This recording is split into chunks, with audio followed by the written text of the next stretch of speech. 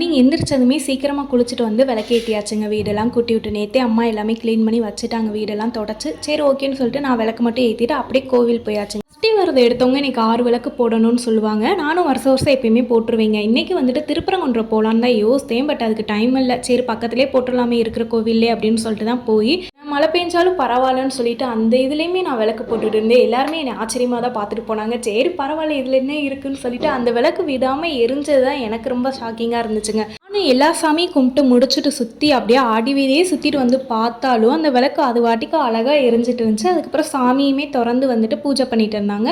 நல்லதாக போச்சுன்னு சொல்லிட்டு அதையும் நின்று அழகாக பார்த்துட்டு அப்படியே கிளம்பி வந்தாச்சுங்க.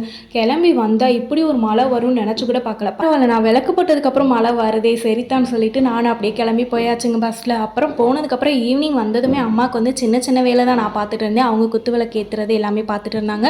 வீடியோ பிடிச்சிருந்தா மறக்காமல் லைக் பண்ணிட்டு சப்ஸ்கிரைப் பண்ணிக்கோங்க.